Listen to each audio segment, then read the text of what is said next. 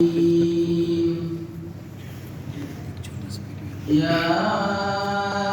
أيها الذين آمنوا اتقوا الله حق تقاته ولا تموتن إلا وأنتم مسلمون